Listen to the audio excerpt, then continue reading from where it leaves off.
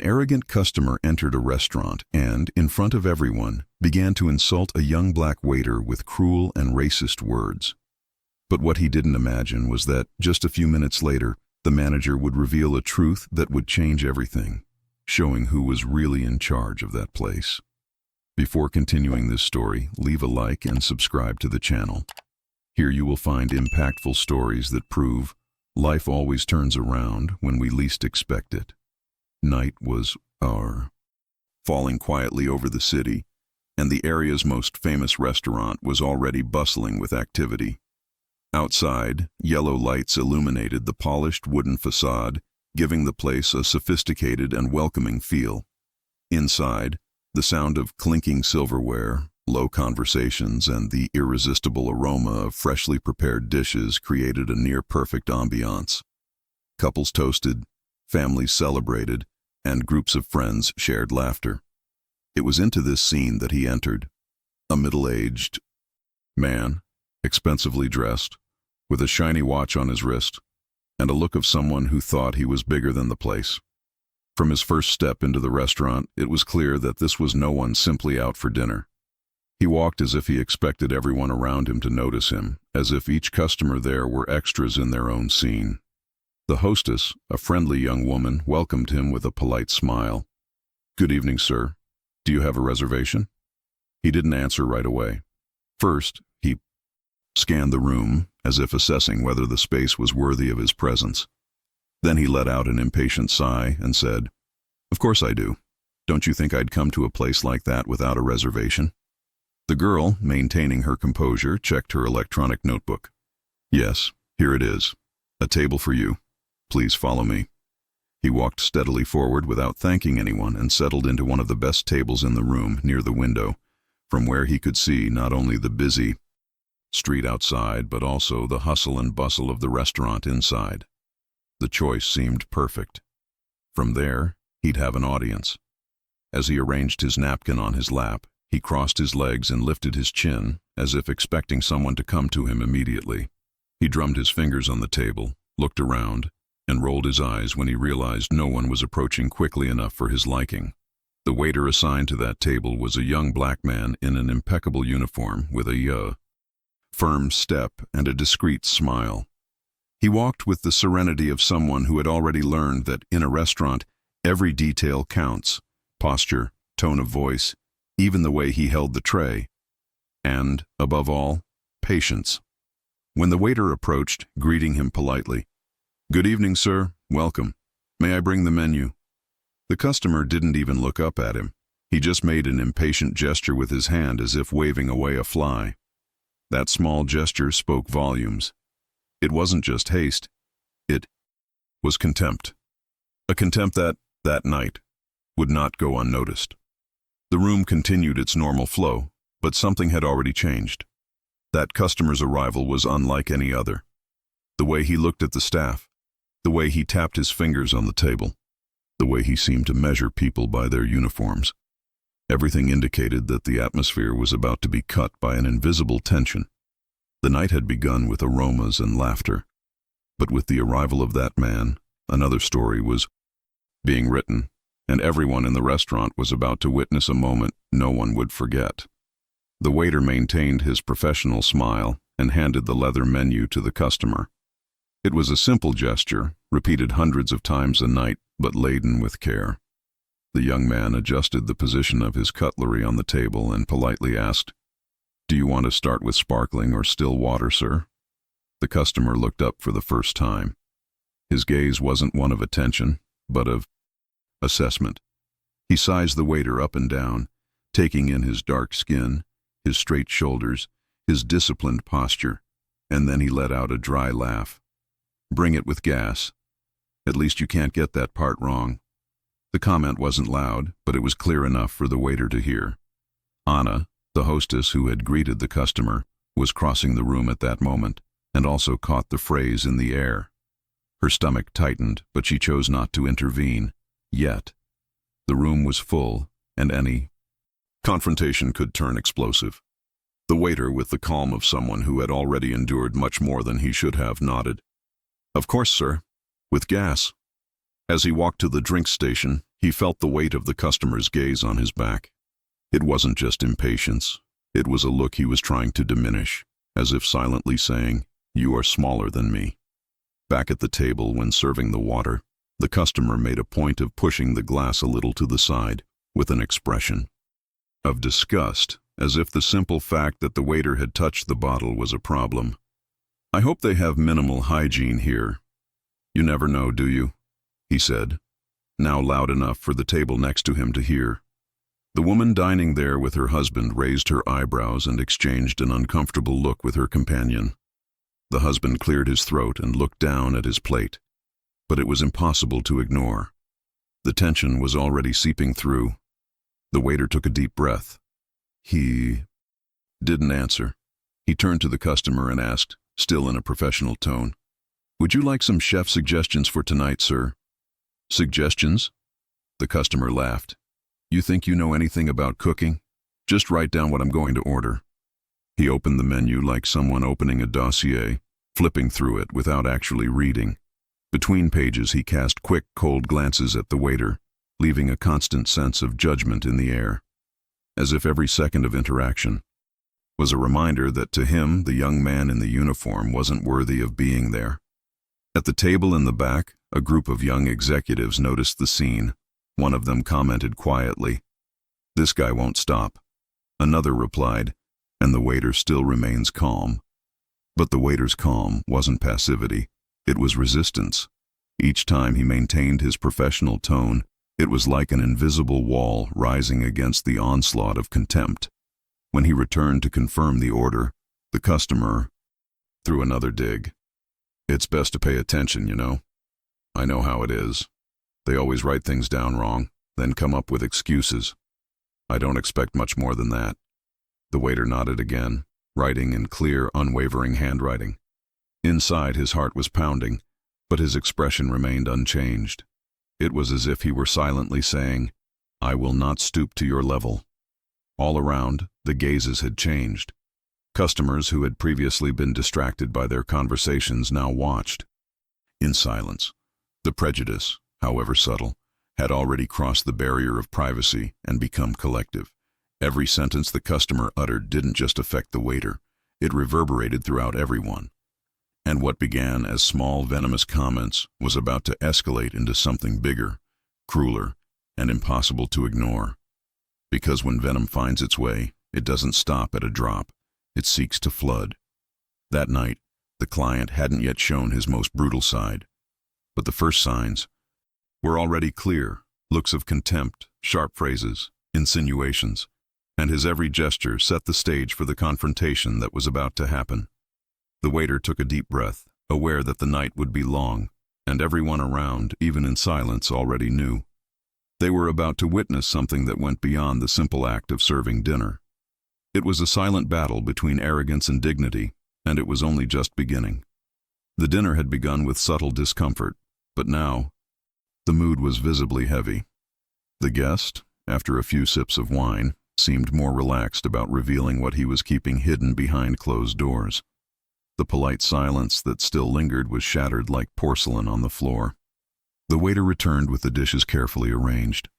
The tray was balanced, the cutlery aligned, the care that only someone who respects their work can convey. He leaned forward slightly to serve the customer when he heard the first sentence spat out like venom. "Careful there, kid. Don't drop anything on my clothes. I know how clumsy you guys are." The tone was loud enough that the next table stopped talking.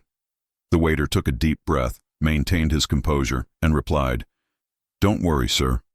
Everything is under control." But the calm response only further incited the man. "Everything's under control," he repeated, imitating the waiter's voice in a caricatured way. "You talk as if you were someone important. In the end, you're just a waiter." The sentence echoed through the room like thunder. The couple at the back table exchanged indignant glances. The woman with the scarf covered her mouth with her hand in shock. Some younger customers discreetly took out their phones, as if sensing the situation could get worse. The waiter, for his part, remained firm. He placed the plate in front of the customer with the same delicacy as always and simply said, "Here's your order. Enjoy your meal." The customer laughed, a dry, humorless Laugh. Bon appetit? You think I need your votes? Do your job and get out of my sight. The young man took another deep breath. Inside, the words burned. It was impossible not to feel the blow of the blatant prejudice, of the direct dehumanization. But years of experience had taught him that often, strength lies in control. He took a step back, maintaining his erect posture, and simply nodded. It was at this moment that the client decided to go further. "That's what irritates me," he said, raising his voice so the whole room could hear. "They put just anyone to serve in restaurants like this. I pay a lot of money to dine here, not to be served by—" He paused, hesitating only for a second, and then spat the word out. "By people who should never be in this place." The word hung in the air, heavy, cruel, cutting. It wasn't just the waiter who felt it. The whole room felt it. Silence fell over the room. The clinking of cutlery ceased. Even the background music seemed to have faded. Some customers glanced at the manager, who was watching the scene from afar, visibly tense. Others glared at the customer indignantly, but no one spoke. The collective embarrassment was like a lump in everyone's throat. The waiter, even though injured, didn't lower his head. He straightened his shoulders, took a deep breath, and remained calm. His gaze met the customer's for a brief moment, and in that look was something stronger than any words. Dignity. This silence, this self-control, seemed to irritate the customer even more. "What's up? Are you going to look at me like that now?" he teased, banging his fist on the table. "I should talk to the owner of this place. I bet he'd agree with me. People like you only ruin the experience for customers like me." The entire room held its breath. The words were spoken, naked, without disguise, without irony. They were raw racism, exposed in front of everyone. And it was at that moment that the invisible line was crossed. The conflict was no longer just between customer and waiter. It was between hatred and respect, between arrogance and dignity. The entire restaurant was witness, and was about to become part of history. The waiter, still calm, simply replied, "I'll call the manager, sir." The customer leaned back in his chair, satisfied. "That's right, bring the manager. Finally, someone competent will appear." What he didn't know is that the manager wouldn't bring the approval he expected, and the revelation that was to come would completely change the course of that night. The restaurant, once alive with laughter, silverware, and the clinking of glasses, fell into an eerie silence. It was as if the air had grown heavier, as if everyone had been thrust into an uncomfortable scene with no chance to look away. The customer's cruel words still echoed like fresh thunder. Every person present understood. There was no more room for maybes. It wasn't just rudeness. It wasn't just arrogance. It was open racism. Spat out. In front of everyone. At the next table, an entire family stopped chewing. The father adjusted his glasses. The mother squeezed the hand of her 8-year-old daughter, who looked confused, not fully understanding, but sensing something terrible had happened. The girl whispered softly, "Mom, why did he talk to the boy like that?" And the mother, with a heavy heart, simply replied, "I'll explain later, daughter. Now be quiet." A group of young executives, 3 tables away, exchanged serious glances. One of them shook his head indignantly. "I can't believe there are still people like that," he whispered. Another completed, "And right here, he thinks money buys respect." In the corner, an elderly couple watched the scene in silence. The woman, with tears in her eyes, caressed her husband's hand under the table. To her, those words were nothing new. She had lived her entire life hearing similar stories, but each time hurt as much as the first. Meanwhile, the waiters paused. Momentarily. One of them, who was arranging glasses on the counter, let out a loud clink of one glass against another. Another, younger, bit his lip, wanting to react. But they all looked at the waiter who had been insulted, and saw there a force holding them in place. The waiter stood firm, holding the empty tray against his body as if it were a shield. There were no tears, no anger. There was just a fixed, serene gaze that conveyed a clear message.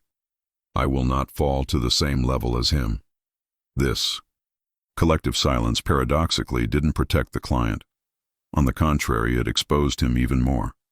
Every second of stillness was like a magnifying glass on his arrogance. The lack of applause was condemnation. The lack of support was a sentence. And he felt it. He felt every heavy gaze upon him. He tried to hide it, leaning back in his chair with an air of false superiority. He crossed his arms, pretending to be in control. But inside, something was already stirring. The people's silence was different from the submissive silence he expected. It was the silence of judgment.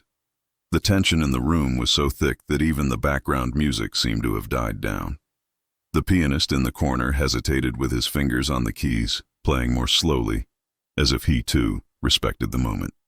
The customers were uncomfortable, but no one dared intervene directly. Society still harbored a fear of open confrontation. But in the glances, the whispers, the handshakes under the table, there was one unanimous consensus. This man had crossed all lines. The manager, from afar, watched intently. His body was tense, but his eyes were determined. He knew he would need to intervene soon. He was just waiting for the right moment, the moment when his presence would not just be administrative, but symbolic. And amidst all this silence, the client seemed to be harboring the false belief that he still held sway. He tapped his fingers on the table as if to break the mood. He looked around and challenged.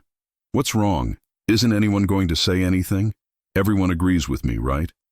The sentence fell like lead in the room, and the answer was the same silence, a silence that screamed. The audience's eyes weren't accomplices. They were judges, and in that instant it became clear. The man had lost something that no amount of money could buy: collective respect. The entire restaurant was in suspense. The next move wouldn't just be an answer. It would be the culmination of everything that had built up to that point. The client didn't know it, but he was no longer the one running the scene. The hall was ready for the turnaround, and fate was about to put the manager at the center of the story. The silence still hung like a heavy cloud, but within it the waiter found his space. It was there, in the stillness forced by embarrassment, that his dignity grew. He didn't need a loud voice, no theatrical gestures. He just needed to remain standing, unmoved. The customer still smiled disdainfully, thinking he controlled the scene. He drummed his fingers on the white tablecloth, looking around for support that didn't come. The waiter, however, kept his shoulders high, his uniform impeccable, and his gaze steady. There was no arrogance, just a calmness that burned like a silent flame. He took a deep breath. He felt the air rush into his lungs as if he were gathering strength. The cruel words echoed within him, of course. He wasn't made of stone, but he had learned throughout life that there was no need to return venom with venom. Silence and composure could be stronger than any insult. "Sir, is there anything else you need right now?" he asked calmly, even after being humiliated. The question, simple and polite, sounded like a veiled challenge, not because it was intended to provoke, but because it made the contrast clear. On one side, gratuitous hatred. On the other, politeness that resisted. The customer leaned back in his chair, laughing loudly. "Look, he still tries to act professional, as if his politeness impresses me. You should be grateful I'm even spending my time here." The words once again echoed throughout the room, but the waiter remained firm. He didn't lower his eyes, didn't turn away. He held the tray against his chest and stood erect. His calm breathing was a silent cry. "You won't break me." The clients watched in silence, awed. The couple who had previously cowered now looked at him with respect. The girl's mother felt her eyes well up, not from pain, but from the courage of someone who wouldn't give in. The group of young executives commented among themselves, "This guy is huge. He doesn't need to say anything. His manner is already an answer." And it was true. Every second he didn't react with anger, every moment he maintained his dignity, was like a mirror turned against the customer. The man who believed himself to be the center now seemed small before the waiter's calm. Inside, of course, the waiter felt the pain. He thought about his own journey, the times he'd heard similar words. He thought about the effort it took to get that job, the pride in helping his family, the discipline of waking up early every day. And he knew that every polite gesture wasn't just part of the job. It was part of who he was. So, instead of remaining completely silent, he decided to say something simple. He looked the customer in the eye, fearlessly, and said, "Everyone who comes here deserves respect, including me." The sentence wasn't shouted. It wasn't accompanied by gestures. It was calm, firm, undeniable. The entire room felt her weight. Some customers nodded discreetly. Others tapped their napkins against their lips, trying to hide the impact. The customer, for his part, was momentarily speechless. His arrogance choked on its own venom. He tried to laugh, but it sounded forced. He tried to respond, but the words didn't come with the same force. The waiter's simple dignity had held the mirror up to him. The manager, who had been watching the scene, stepped forward.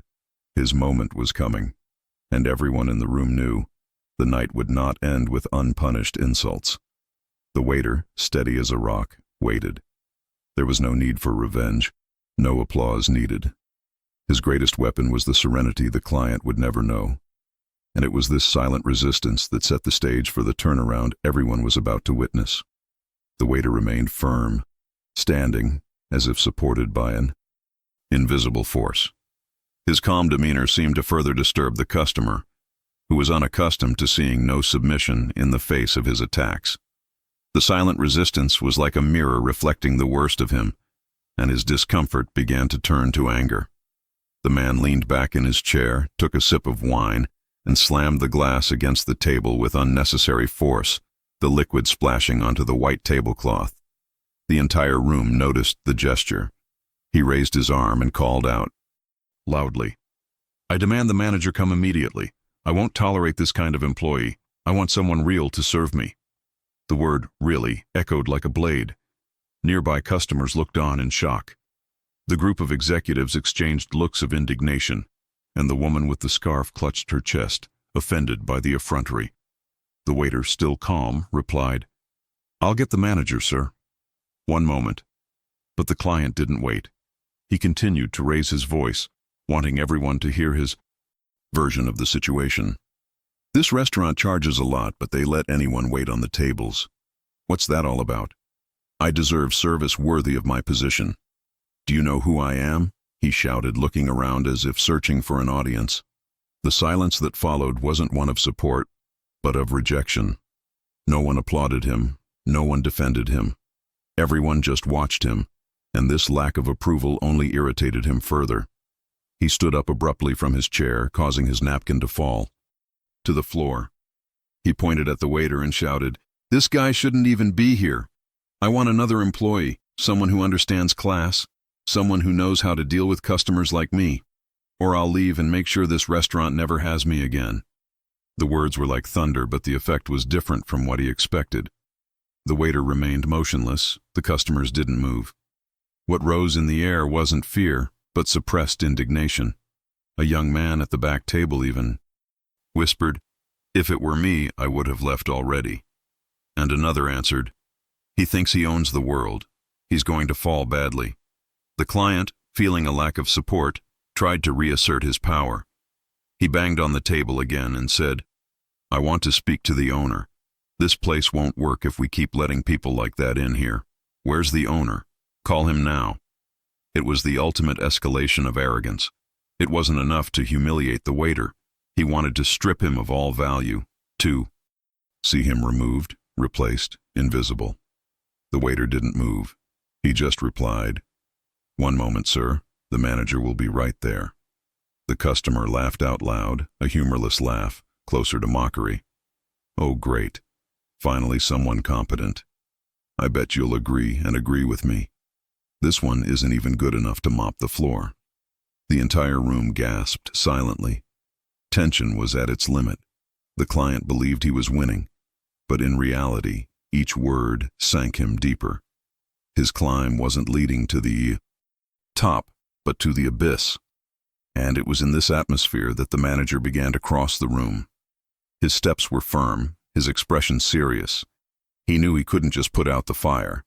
He had to show who really ruled the roost. The customer straightened his jacket, as if preparing to have his demands met. The superior smile returned to his face, certain that he would finally have someone on his side. But what was about to happen was not what he imagined. Because that night, life had already written a twist that everyone would witness. The restaurant seemed frozen in time. The clinking of cutlery had stopped, the murmured conversations had quieted, and even the background music seemed lower. What filled the air now was anticipation.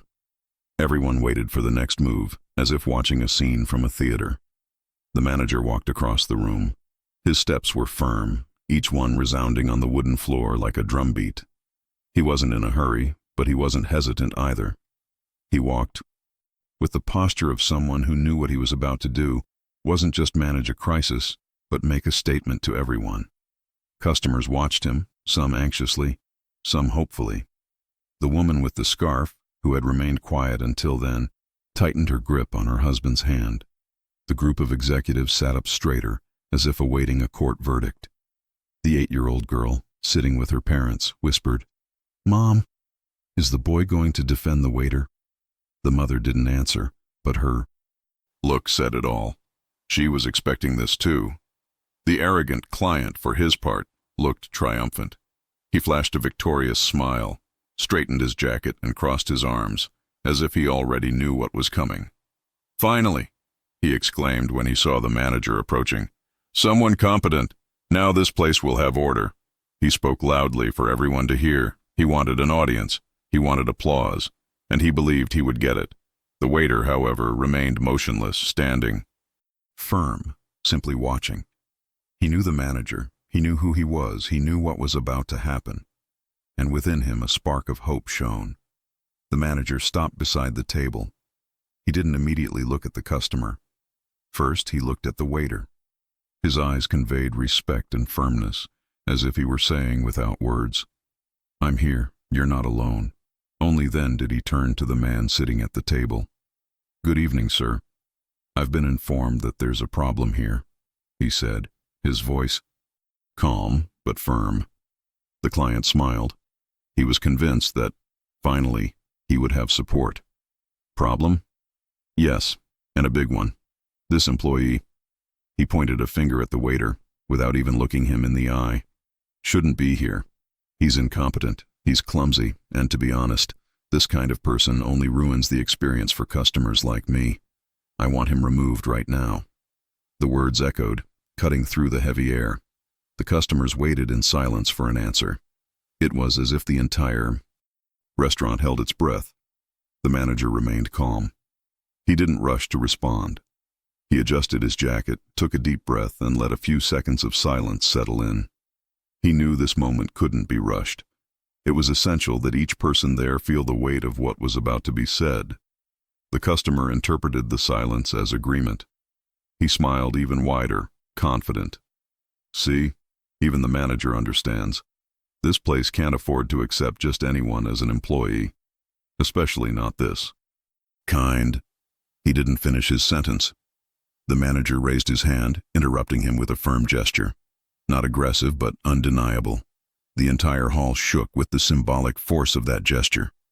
The customers swallowed hard, surprised he hadn't had the final say. Everyone's eyes were now on the manager. The tension had reached a fever pitch. It was the turning point, and every customer, every employee, knew that the manager's next words would change everything. The manager's gesture, simple and firm, cut through the customer's words like scissors cutting off the excess of poorly cut fabric. The room fell even quieter, if that were possible. There was now an invisible frame to this scene. The customer seated, inflated with certainty. The waiter standing, holding his own heart in dignified silence. The manager between them, a column of balance. "Sir," the manager began, his voice low and steady. "First of all, no one points the finger at an employee here." The customer raised his eyebrows in disbelief. "I'm a customer. I pay the bill.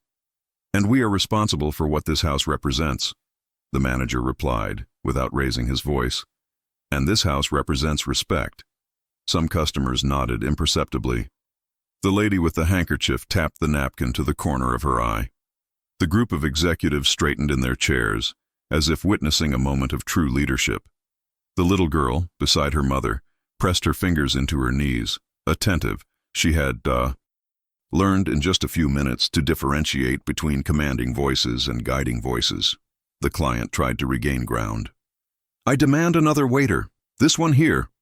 He pointed again, his finger in the air, his sentence faltering.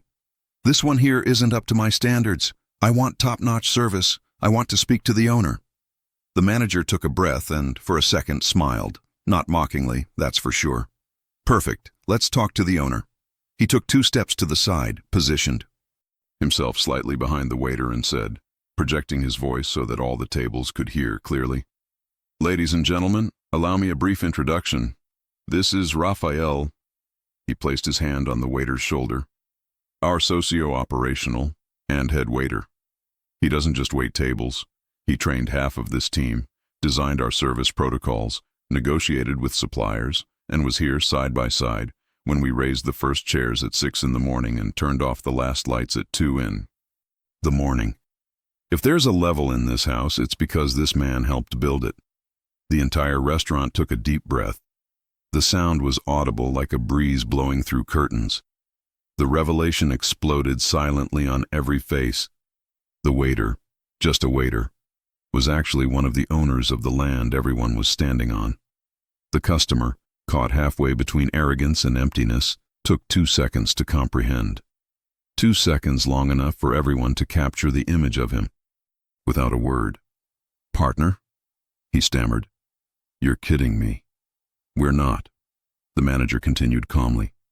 "Rafael is one of the people responsible for this restaurant existing at the level you chose to dine at. If we have a line out the door today, it's because he believed in this place when it was still just construction, dust, and debt." Rafael remained silent. There was no need to confirm. His posture said it all.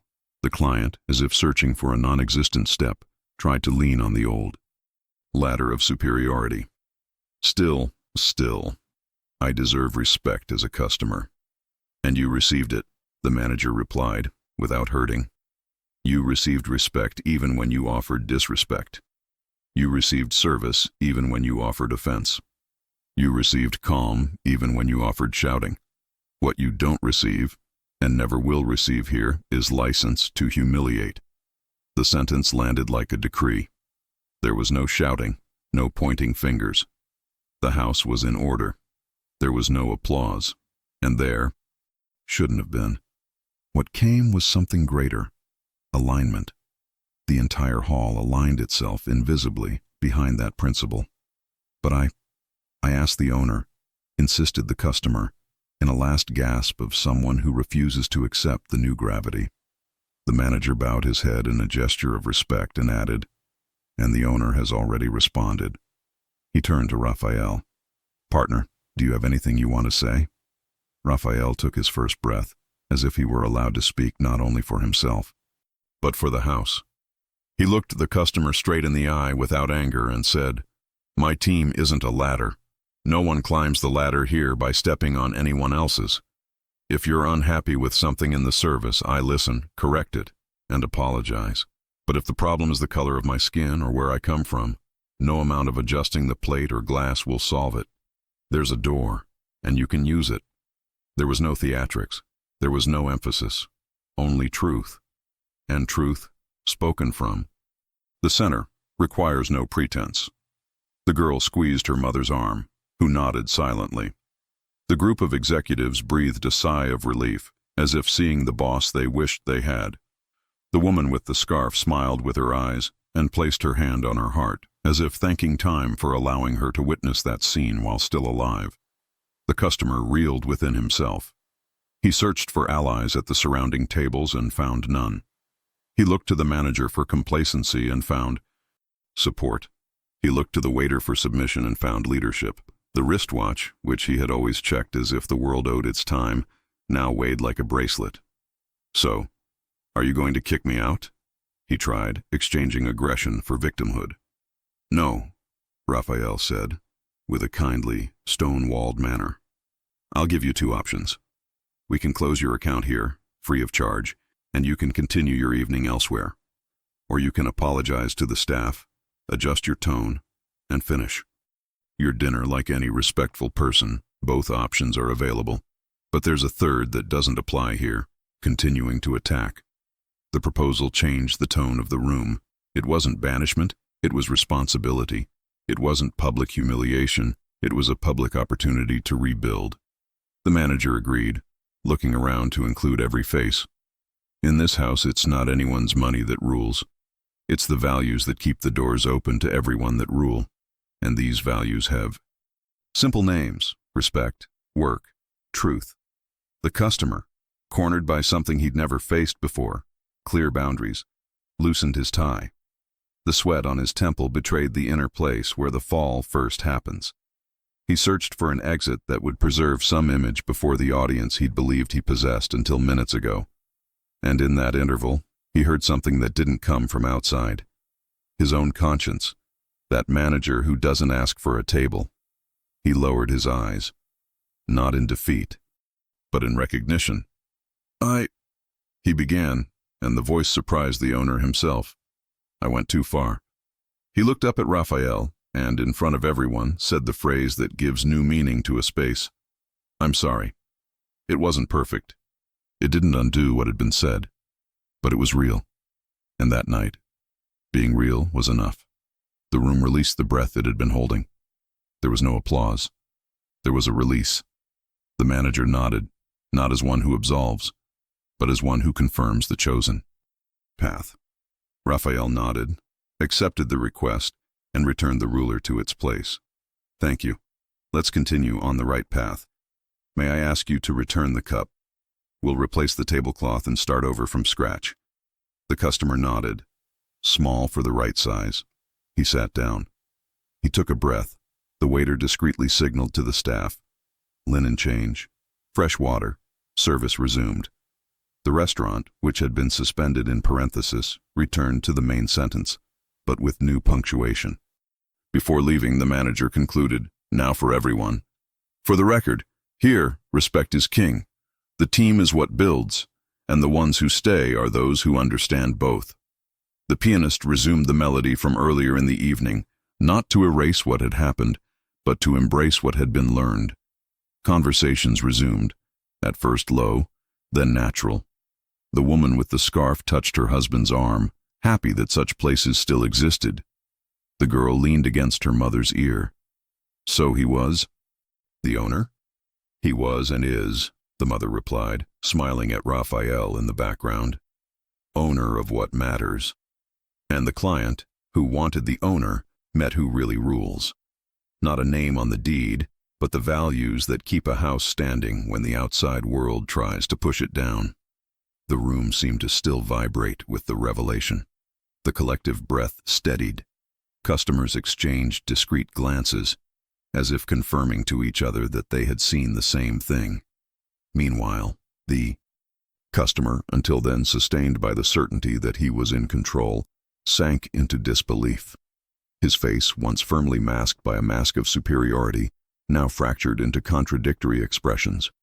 Wide eyes, a half-open mouth, tense muscles that he couldn't decide whether to contract with anger or shame. Deep inside, he searched for justifications to maintain his image, but each attempt crumbled in the face of the obvious. The waiter he had humiliated was, in fact, a partner and part owner of the restaurant. He looked around, searching for allies among the customers, but the looks he received weren't supportive, but rather disapproving. Some looked away, not wanting to fuel the tension. Others held his gaze with silent contempt. The woman with the scarf stared at him intently, as if seeing through a mask. The 8-year-old girl stared at him fearlessly, as if she'd already understood the lesson he refused to accept. The customer cleared his throat, trying to regain his voice. This is ridiculous, he murmured. But the sentence died without force. There was no echo. There was no agreement. He took another sip of wine, but his hand was shaking, and some of it splashed onto the fresh tablecloth they had just laid out. He tried to laugh at himself, but it came out nervous, soulless. He was surrounded, not by people, but by the weight of truth. You should have warned me, he said, looking at the manager as if searching for someone to blame. I thought I was dealing with just one employee. The manager didn't respond. Silence was answer enough. There was no only when it came to human beings. Rafael, still calm, simply said, "Employee, partner, owner. The title doesn't matter. Respect is due in any case."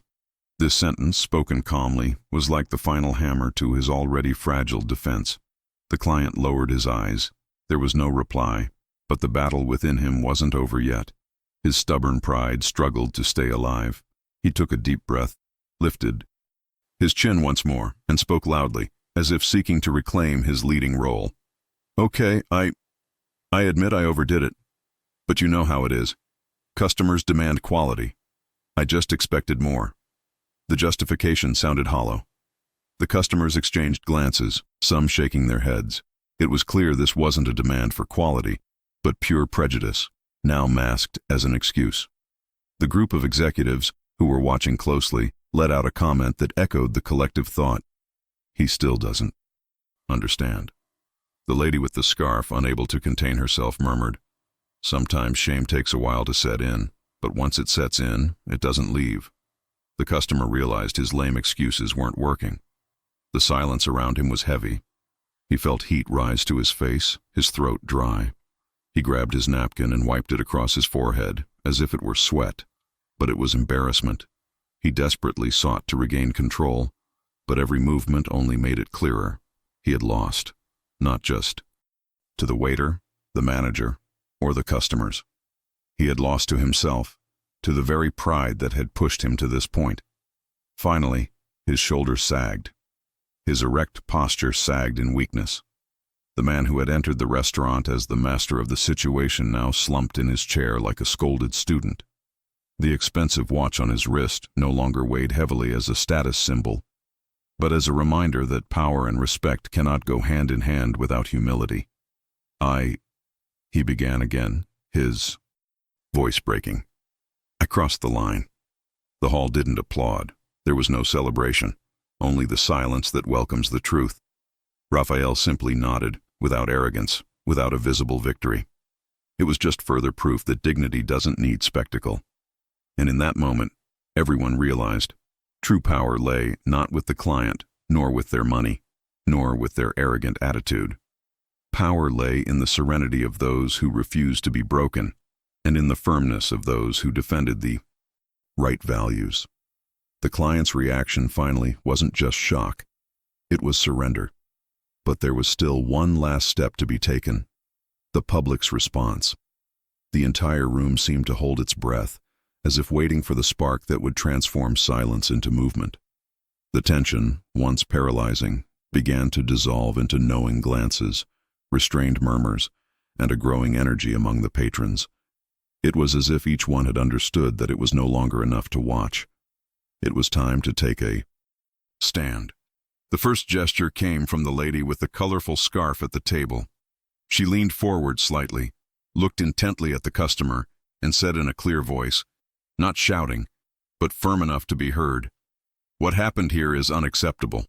None of us should hear this kind of thing in a place like this." Her husband beside her nodded silently, placing his hand over hers in reassurance. The comment, simple and true, was like a stone thrown into a still pond. It made ripples. At the executive table, one of the men raised his glass, not in a toast to the customer, but in support of the waiter. "Respect," he said, looking at Rafael, "because without him, nothing here would have any value." His colleagues followed suit, raising their glasses. A silent toast, but one laden with meaning. The girl's mother also spoke, looking first at her daughter and then at everyone. "My greatest wish is for my daughter to grow up in a world where she never has to hear what we heard here today." She squeezed the girl's hand, and she nodded seriously, as if she understood this was a teachable moment. Gradually, other customers began to speak up. A gentleman in the back commented, "Hard work is what sustains any business. And if this restaurant is what it is, it's because there are committed people here." A young woman added, "Money can buy food, but it will never buy respect." These phrases, spoken at different points in the hall, began to create a kind of spontaneous chorus. They weren't applause, they weren't shouts, they were affirmations, one by one, that built up like bricks in an unbreakable wall against arrogance. The staff, who had been watching cautiously until then, also gained courage. A younger waiter stepped forward, discreetly placing himself next to Rafael. He said nothing, but the gesture spoke volumes. He was with his colleague. Another waiter at the counter lifted his chin, showing with his gaze that he was also in line. The hostess, Anna, walked to the middle of the room and said calmly, "This restaurant is run by people. If there's no respect between us, there's no point in keeping the doors open." The manager watched silently, allowing each voice to speak. He knew that this moment couldn't be controlled by him. It had to be spontaneous. It had to come from the community present. And that's what happened. Customers and employees transformed the restaurant into a stage for unity. The client, sitting hunched in his chair, felt each word like another weight on his shoulders. He tried to defend himself, but there was no room. The judgment came not from an authority figure, but from dozens of ordinary people, aligned around a simple value: dignity. When the hubbub died down, Rafael finally spoke. Not to humiliate, not to attack, but to thank. "Thank you. Every word you say proves that respect is worth believing in, even when it seems to be non-existent." The room responded with a warm silence. It wasn't apathy, it was reverence. It was as if everyone understood they had been part of something greater. The client tried to stand, but his posture was no longer strong. His legs trembled slightly, and his shoulders were hunched. It was clear the arrogance had given way, and in its place remained only the shadow of a man who had discovered the hard way that respect is not optional. In that moment, the entire restaurant united in a single message: no matter who you are, how much money you have, or what you wear, everyone deserves to be treated equally. And those who forget this, sooner or later, learn the hard way. The audience had spoken, and the collective weight of that voice would be impossible to ignore. The room still pulsed with the energy of the demonstrations. Every sentence uttered by the customers echoed in invisible layers, as if the restaurant's walls were imbued with the concept of respect. It was a rare moment. Different people, strangers to each other, aligned in a common cause. At the center of this whirlwind of gazes and expectations was Rafael, the waiter partner who had endured the insults with silent fortitude. He took a deep breath. His chest rose and fell slowly, as if preparing not to attack, but to raise something greater than a response. The client, hunched in his chair, tried to hide his nervousness by adjusting his tie, wiping his nearly empty wine glass, and avoiding looking directly at the person he had humiliated minutes before. Rafael took 2 steps forward, approaching the table. There was no anger on his face, nor any irony, only seriousness. Silence returned, as if everyone in the room awaited the final sentence. "Sir," he began, his voice firm and calm, "you said things that hurt not only me, but everyone here. And I want you to know, I heard every word. I heard when you said I shouldn't be here. I heard when you tried to reduce my worth to the color of my skin and the uniform I wear. I even heard when you asked for me to be removed." The client shifted uncomfortably in his chair, but Rafael didn't stop. "I could have reacted angrily. I could have lost control. But I've learned throughout life that dignity is not negotiable. I didn't need to scream to prove anything. I just needed to stand."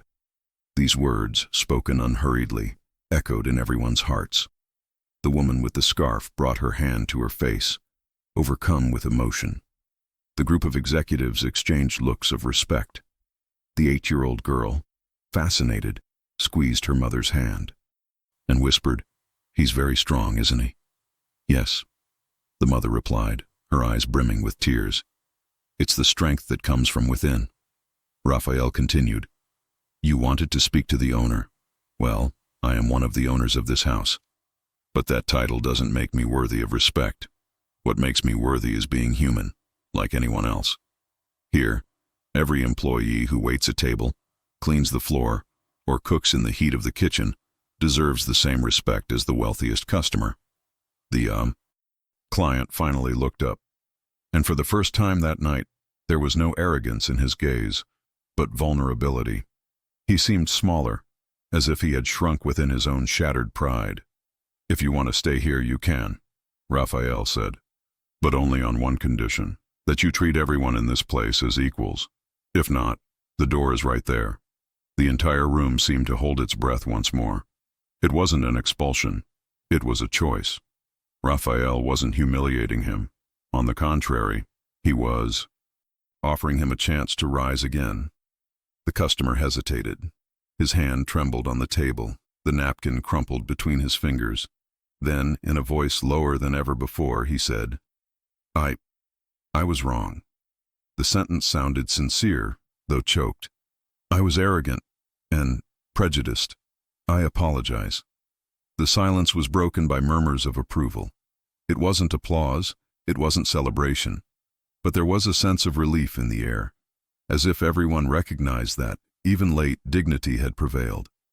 Rafael nodded, without prolonging the scene too much. Apology accepted. Let's move on.